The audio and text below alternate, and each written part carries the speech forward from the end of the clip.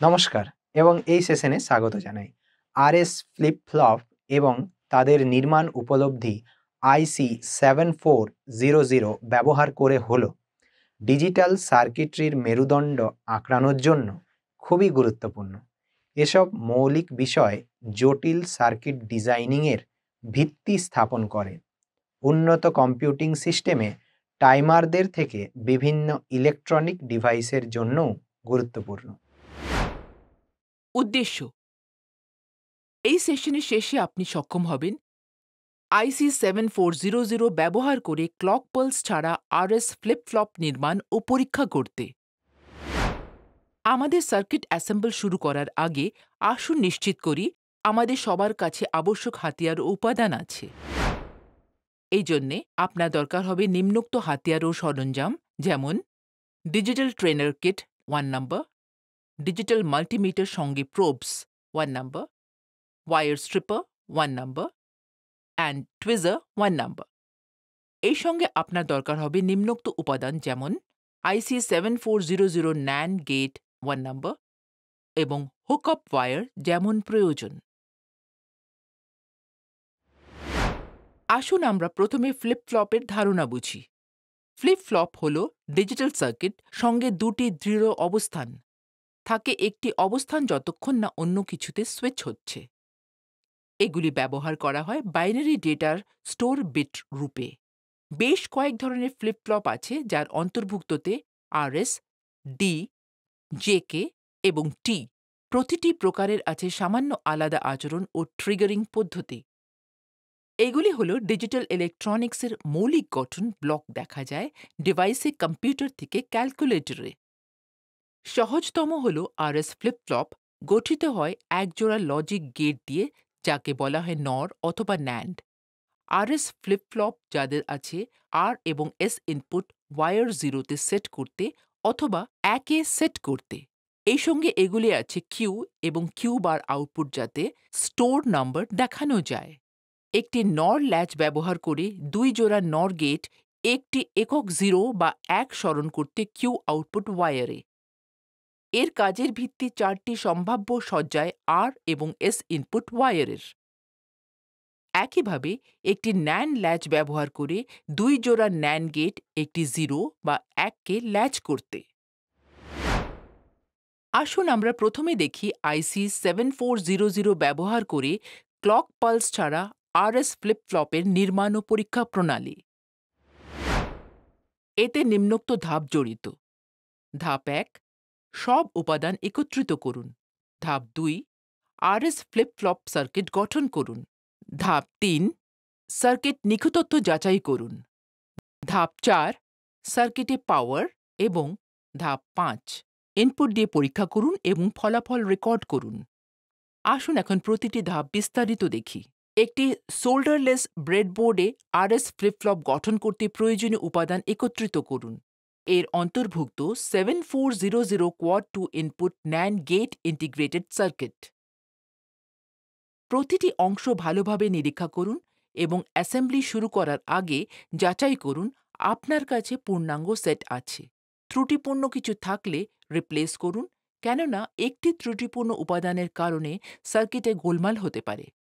যখন চিপ তুলছেন, একে আঁকড়ে ধরুন আপনার বুড়ো আঙুল ও তর্জনীর প্রান্ত ব্যবহার করে। পেন স্পর্শ এড়িয়ে চলুন। সতর্কভাবে 7400 IC প্রবিষ্ট করুন ব্রেডবোর্ডে, যাতে সব পেন সঠিকভাবে অ্যালাইন থাকে, পাওয়ারে এবং বাস স্ট্রিপে গ্রাউন্ড হয়। দিন +5 ভোল্ট সাপ্লাই পজিটিভ টার্মিনালে ব্রেডবোর্ডের। দিন +5 ভোল্ট সাপ্লাই ভোল্টেজ ICর 14তম পিনে।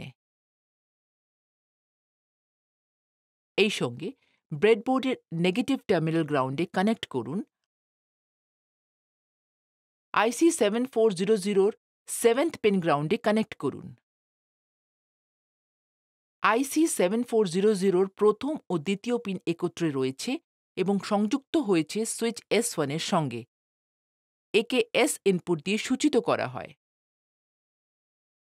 এই সঙ্গে IC7400 চতুর্থ ও পঞ্চম পিন একত্রে রয়েছে এবং সংযুক্ত হয়েছে সুইচ S2 এর সঙ্গে এবং একে সূচিত করা হয় R ইনপুট রূপে।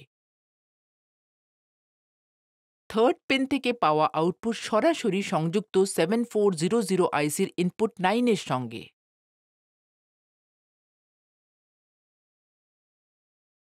সিক্সথ পিন থেকে পাওয়া আউটপুট সরাসরি সংযুক্ত যথাক্রমে আইসি 7400 পিন 13তম ইনপুট পিনে।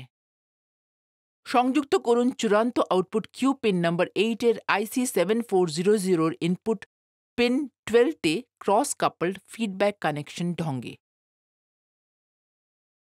এই সঙ্গে সংযুক্ত করুন চূড়ান্ত output Q pin 11 IC 7400 input pin 10 একই আইসির ক্রস কাপলড ফিডব্যাক কানেকশনে। আউটপুট পিন 8 কিউ সংযুক্ত করুন এলইডিতে।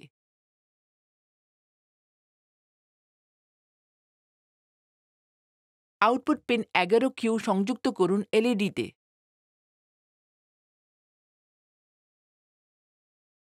সব উপাদান প্লেসমেন্ট ও ওয়্যারিং যাচাই করুন যা প্রদান করা হয়েছে আরএস ফ্লিপ ফ্লপ সার্কিট ডায়াগ্রামের সঙ্গে মানানসই করতে পাওয়ার আপের আগে।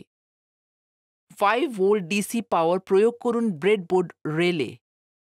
পাওয়ার প্রয়োগের সঙ্গে সুইচ ব্যবহার করুন হাই এবং লো লজিক স্তর প্রয়োগ করতে আর এবং এস ইনপুটে বিভিন্ন সজ্জায়। পর্যবেক্ষণ করুন সংশ্লিষ্ট ল্যাচের অবস্থা পরিবর্তন আউটপুট এলইডিতে।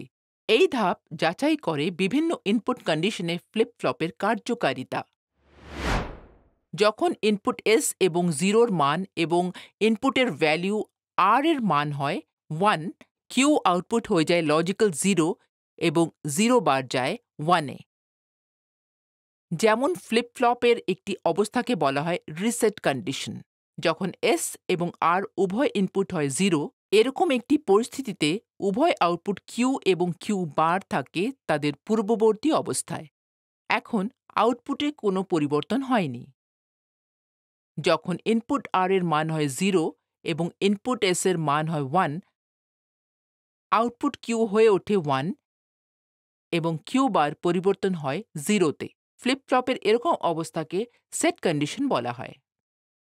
যখন এস এবং আর উভয় ইনপুট হয় 0 এবং এমন একটি পরিস্থিতিতে উভয় ইনপুট কিউ এবং কিউ বার থাকে তাদের পূর্ববর্তী অবস্থায়, এখন আউটপুটে কোনো পরিবর্তন হয়নি। যখন উভয় ইনপুট এস এবং আর হল 1, এরকম অবস্থায় উভয় আউটপুট হল লজিক্যাল 1। এই অবস্থা পরিচিত ফরবিডেন অবস্থা রূপে। এটি আমাদের এই সেশনের সমাপ্তিতে নিয়ে এসেছে। এই সেশনে আমরা শিখেছি আইসি 7400 ব্যবহার করে ক্লক পালস ছাড়া আরএস ফ্লিপ ফ্লপ এর নির্মাণ ও পরীক্ষা করতে। দেখার জন্য আপনাকে ধন্যবাদ। পরবর্তী সেশনে আপনার সঙ্গে আমাদের আবার দেখা হবে।